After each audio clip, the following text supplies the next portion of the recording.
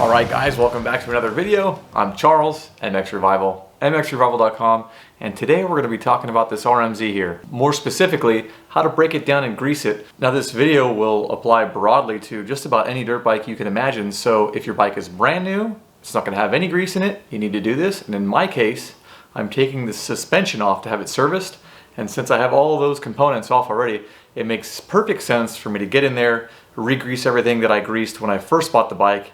It's at about 55 hours. So like I said, since everything's going to be dropped off, wheels, suspension, subframe, all that to get the suspension out, we're going to go ahead and go just a little bit further and grease all the bearings one more time. Basically like an intermediate checkup. So I just got done washing the bike. I had a killer day of riding yesterday. And as a matter of fact, if you'd like to check out this video right here, it's a how to wash your bike video. I know that sounds kind of strange, but I promise you there's going to be some stuff in there that you probably haven't thought about. Once this bike's back together, I think I'd like to take the time and do a review on this bike. There are quite a few already, but mostly they're just magazine related, where the bike was in shootouts.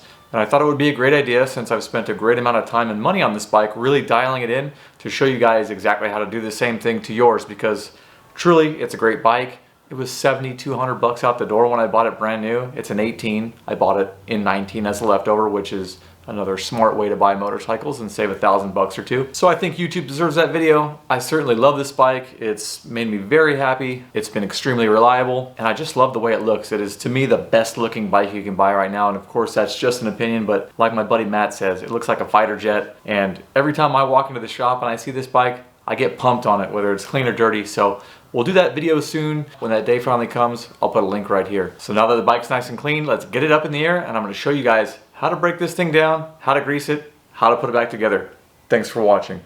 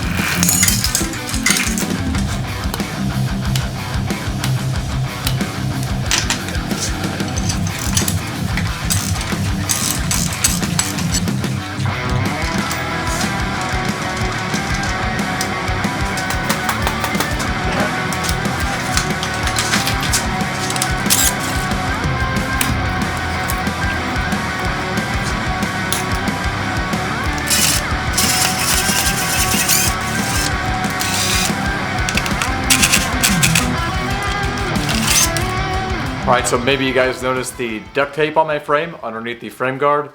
The cool thing about frame guards is they protect your frame. The thing that sucks about frame guards is they don't protect your frame. After a couple rides and washing your bike, you get a bunch of dirt and debris back here.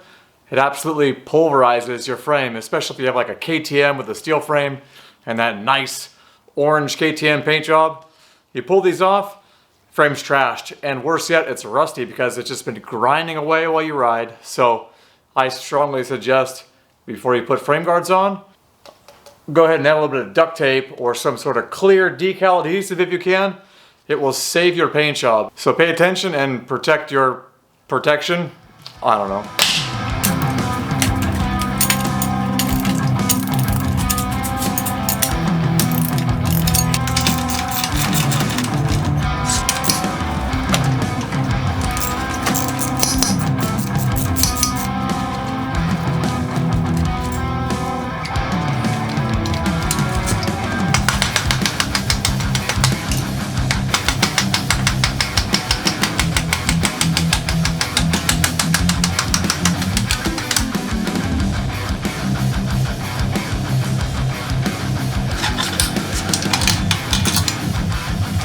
Alright, so you guys probably noticed that when I pulled the swing arm out, all the brakes are still attached to it.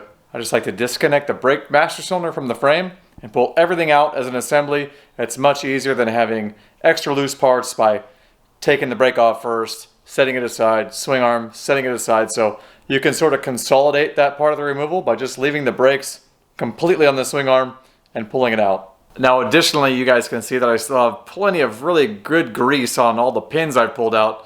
As I mentioned earlier, the bike has 55 hours, and so just a testament to greasing and not using a pressure washer in all the pivot points of the bike will keep that grease around. So good to see at 55 hours we still have grease. Everything moves nice and freely as it should, and that is all attributed to breaking this bike down when it was brand new and bone dry and just making sure everything had a nice solid pack of waterproof grease on it. Also, I removed the entire rear end of the bike first because I know this bike stand has springs on the foot pegs there, so when I drop all the weight off the back, it will fall forward and the springs will hold it. If I were to do it in the opposite direction by removing the front end first, the thing would just flip off the back of the stand. So that's sort of the reason behind doing the rear first and the front second.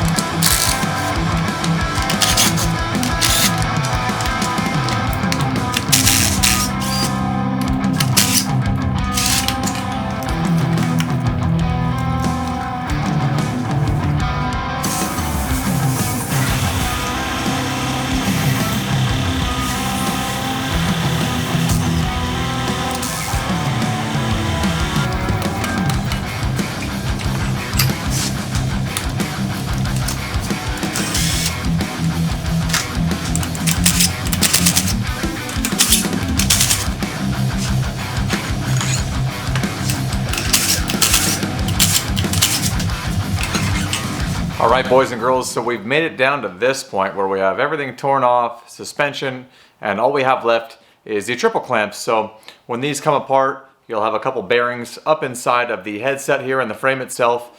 And I just wanted to share with you guys what you can do with a Sharpie if you don't have a torque wrench, is you can go ahead and mark the stem and the nut, and I'll show you how to do that in a second, as well as the spanner nut below the top triple clamp. That way, if you aren't sure where everything was threaded to or what point it was threaded to before you took it apart, you have an easy guide to put it back together, screw on the spanner nut, line it up with your Sharpie mark, put the top clamp on. Same thing with your nut. Also, these are 32 millimeter most of the time. Same with the rear axle. Could be a 30, could be even a 28 on older bikes. So here we go.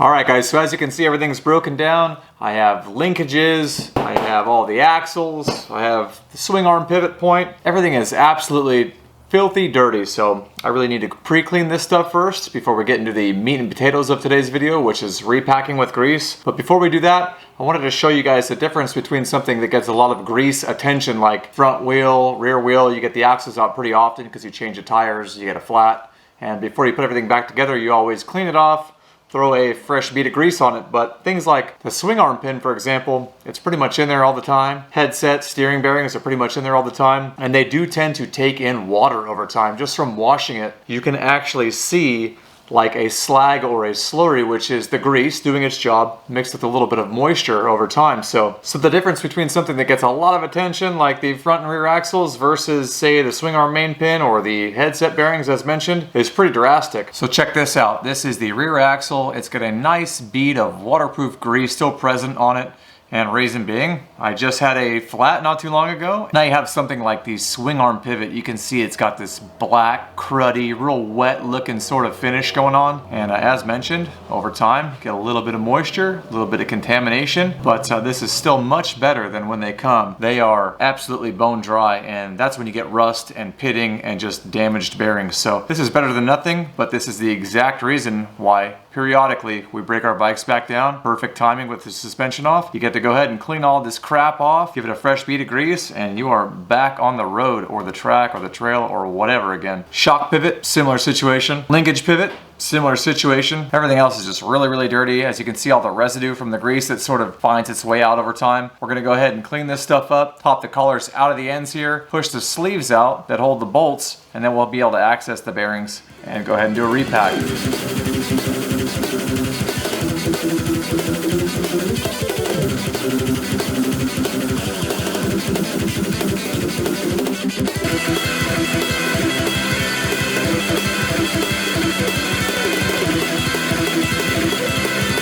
If you guys have a really dirty piece like this, brake cleaner really accelerates the cleaning process. Go ahead and spray a little bit of brake cleaner on your blue rags, wipes the stuff right off.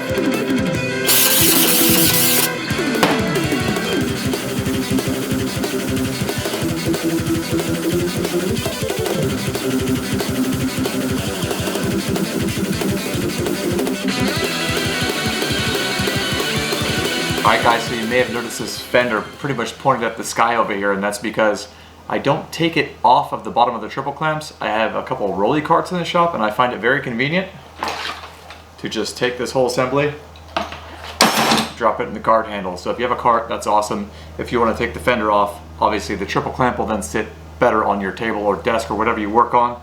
So just a tip. Hope you like it. Alright, so now we have everything pretty much degreased, degunked, and we are ready to apply new waterproof grease to all of these pins. Regarding the linkage specifically, we'll actually have to push the collars out of these pieces so that we can actually get to the roller bearings or needle bearings, whichever you prefer, that are housed inside. So again, the brake clean comes in very handy for cleaning your gloves off between greasings, especially if you get your hands dirty from old contaminants. So very handy to have around. Of course, you want to have your blue rags. As you can see, we have clean blue rags underneath here, and then most definitely the star of the show is the waterproof grease. So I used to use brushes and dab in here and then sort of paint the grease on, but to be honest, all the brushes I had fell apart. They started leaving little hairs on everything, and I just haven't purchased new ones. So we're gonna use our fingers. Some of you guys are already pretty good at using your fingers, so here goes nothing. Here we go, boys and girls. You got your gloves on, you got your waterproof grease. It's as easy as dabbing some grease on your finger and just hitting all these pins. This grease goes a very long way, so you do not need to put a lot on these pins. I'll show you real quick. It's real easy.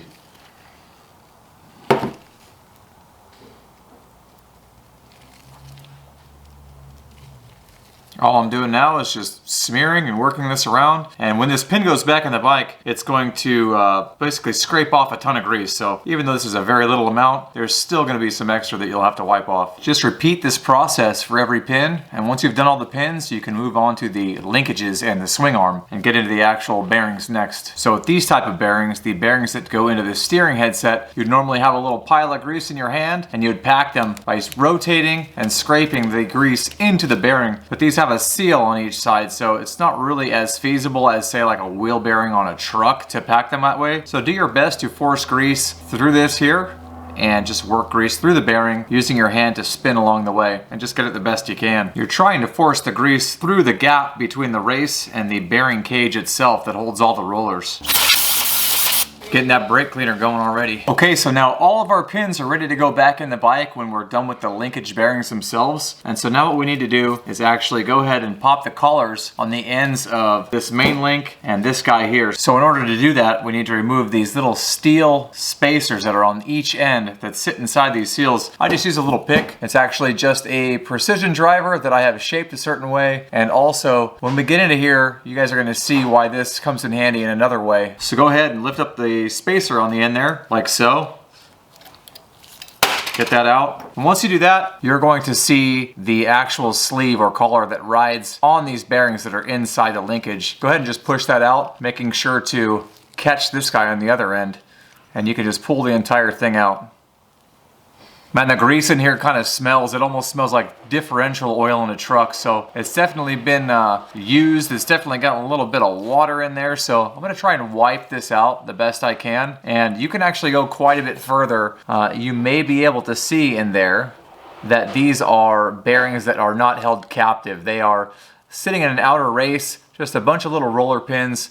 And as such, they could fall out very easily when they're not greased yet, say on a new bike, or if you have new bearings, you're putting a new bearing kit in a link. So it's at this point where that little tool comes in really handy. Let's say you start smearing grease in here and they were previously dry, and because of that, the roller pins stick to your fingers and they try to come out. And a lot of you guys have probably experienced this before. That little tool will help you reach in, and especially if there's two bearings close together, it can actually run this little edge here, like so, or the end of this guy, and you'll be able to extract these little pins when they get away from you, or when you go to put the main collar back in and they push the needles out of the race and they end up in the middle of the linkage. It's a huge pain in the ass. So because you can't get your finger in there, something like this is really great to have. So, you know, whatever it may be, like I said, I made this. I'm all up in there like a dentist with this little bad boy. So anyways, if you guys have a needle bearing, pop free, fall in, whatever it may be, you can use something like this to extract, and just be really careful that you also don't drop them on the ground. It's extremely common. Now, when I say there's a bunch of little roller pins that are just in an outer race here, I guess the opposite of that, or the best way to explain it, would be like this steering race. These pins are held captive by the outer race on this bearing. In here they are not, and that's why they fall out. So that's sort of the difference.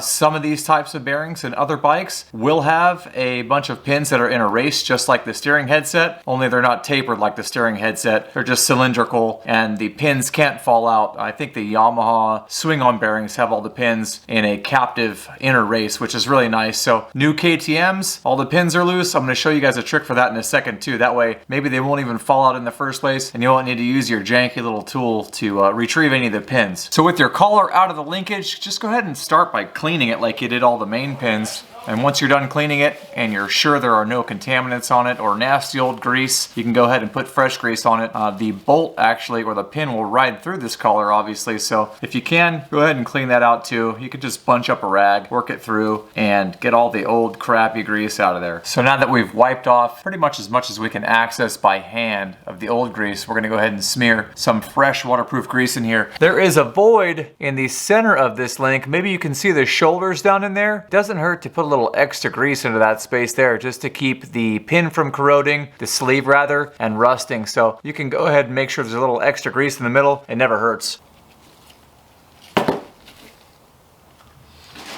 When I'm doing this, I like to take the dab of grease, push it into the bearing, pull into the bearing wall, and then slide my finger out. That will really help keep these pins in place. Like I said, you don't want them to fall out. It happens, but if you push the grease in, then pull up, you're not only going to pack the bearing well, but you're not going to push in, then pull your finger away, and then have your finger come out with roller pins on it. Go ahead and grease the sleeve back up. Like I said, you can put a little bit of grease there in the center to keep things from corroding, and go ahead and drop it back in.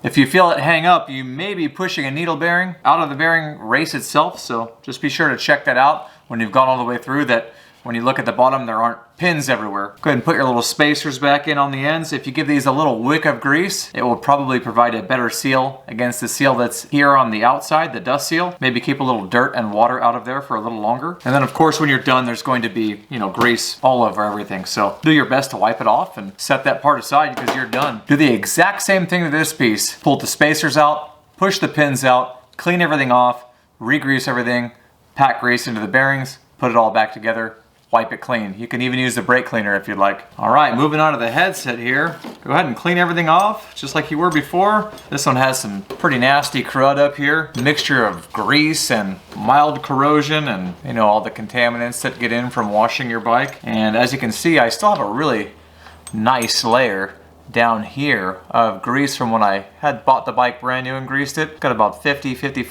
hours on it. This guy here has a little bit of slurry, maybe from some moisture, but overall no corrosion, looking good, spinning good. So we're just gonna clean it and re-lather it up with grease.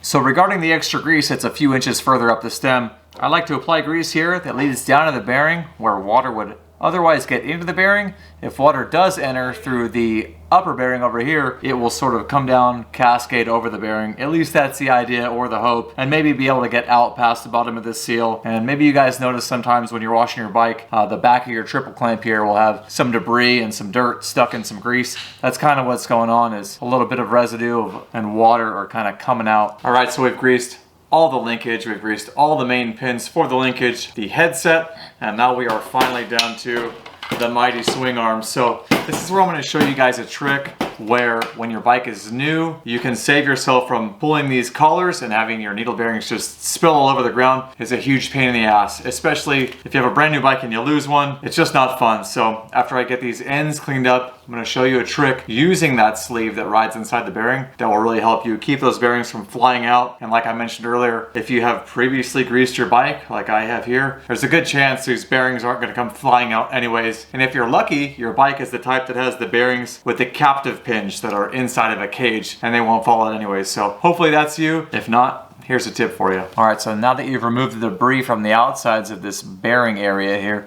you're gonna go ahead and take your finger or your tool and pop this out. Pretty dirty. Now here's the trick. If you have a KTM or a bike that does not have the roller bearings in a captive cage, you're gonna put one hand below here, and there's usually 1-2 different bearings in each side of the swing arm. You're gonna hold your hand below and with your finger push this collar out until it gets about 2/3 of the way out of the bearing, and you're gonna be using this collar or this sleeve down here to keep the bearings held in while you pack grease. And it turns out that I completely forgot that this RMZ, thankfully, has bearings that are captive, so I can pull this out all the way without fear of any of the needles falling out. Like I said, for sure on the KTM, you want to do the sleeve trick where you pull this just 2/3 of the way out of each bearing, grease it, push it back in, push it past back in, out the other direction, grease the other bearing, and that will help those suckers stay in. And now if you want to take this pin out, once you've gotten a little bit of that grease packed in, you can pull it all the way out and then go ahead and continue to push grease into those bearing pins. Hopefully that makes sense. That's just the way I do it on KTM specifically. So thank you, Suzuki, for your thoughtful engineering and keeping these little pins all locked up in the race. Got your fresh grease. Go ahead and pack it. Much like the linkage arm, there is a void between the two bearings in here. You can go ahead and again put a little bit of extra grease in the center. It will help keep things from corroding if you get any moisture in the center. There are holes in these swing arms that allow drainage from them being washed, usually at the tail end. So there's a chance moisture could get in, and it's just one more thing you can do to protect your investment. Make sure to go ahead and clean up all of your pivot points, and you are on the home stretch. Be sure to apply a bead of grease to the steering head and the frame as well. Okay guys, we have everything re-greased, everything cleaned, everything looking good. It's time to put this frickin' jalopy back together. It's a shadow of its former self right now. We can't have that. Besides, I'm ready to ride. So let's put this giant white turd back together, shall we?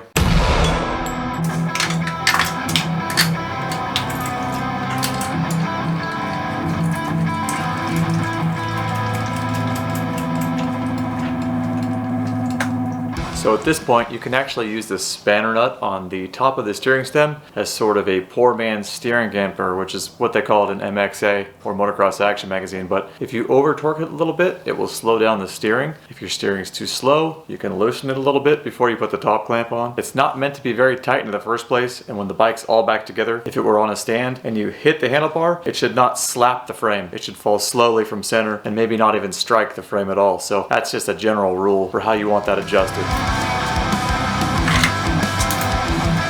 So at this point, I haven't torqued down the top nut yet. When you do that, the triple clamps have a tendency to rotate and get misaligned. So what I like to do is take the forks, slide the fork tubes into the triple clamps, tighten up the lower triple clamp bolts on the forks, and then go ahead and suck down the top clamp by torquing the top nut. And now once I've done all of that, I will go ahead and loosen the lower pinch bolts and make sure the forks can go up and down inside the triple clamp smoothly. And that will tell you you're about as true as you're gonna get in regards to the upper and lower clamp being aligned. If you have any resistance when you're trying to do that, then something isn't quite lined up, being the fork tube bores in the clamp. So make sure you don't have any resistance or any binding when you do that, and you'll be just fine. If you ignore the binding and you go out and ride your bike after putting it back together, your front end may not be able to get all the way to the bottom of the stroke, or the suspension will not be able to go in and out properly all the way without binding somewhere in the mid or lower part of the stroke. That will make your suspension very harsh, so this is a really important step. So typical torque with your torque wrench on these pinch bolts is around 15 to 17 pounds. You'll notice I have to walk the wrench back and forth from one bolt to the other, up and down, back and forth. And that's because as I tighten one bolt, the other one becomes loose. So just walk the torque wrench up and down on each bolt until you get a click out of your torque wrench on each without having to tighten any further. Torque spec is really important because a lot like earlier when I mentioned that you needed to have your triple clamps true and in line, or the bores in line, so that your forks don't drag as you slide them in. If you torque this too tight, you might end up having the same sensation on the track where your forks are too tight, and that's because if you over torque, you end up ovalizing the fork tubes and the components inside cannot travel up properly, creating a harsh sensation or a binding.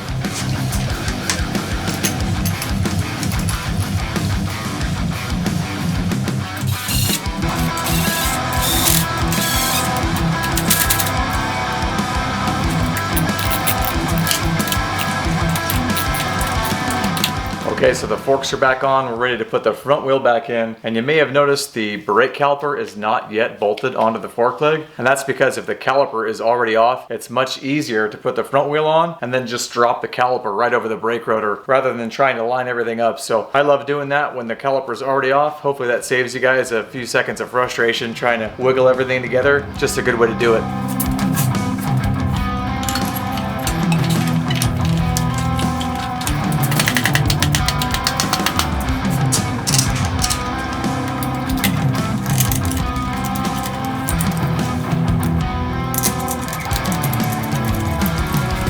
Alright guys, so we've gone through all the trouble of making sure that the bores in our triple clamps were perfect. The forks could slide in and out perfect with no binding. We made sure that the pinch bolts for the forks in the triple clamps were perfect torque. Now this is the third part of the equation, and it has to do with the fork legs moving left or right on the axle. So believe it or not, you can tighten the pinch bolts with the fork legs sort of opened or sort of closed. That's another thing that works in conjunction with the two other things we made sure were perfect. If the fork legs are turned in, you'll get binding. Maybe the forks won't go through the stroke all the way. Maybe they'll be harsh. So I'm going to show you guys a trick for that. Basically, you start by tightening the front axle first, and then you go ahead and tighten the pinch bolts on one side, spin the wheel, smash the brakes, spin the wheel, smash the brakes. This will actually let the fork tubes true up on the axle down at the very bottom. That way, when you're riding, your forks will be able to go in and out, full travel, use a whole stroke without binding. You won't have any premature seal wear outs, anything like that, and the suspension will work as designed. And the better your bike works, the more confidently you can ride, and the more confident you are, the faster you're going to go.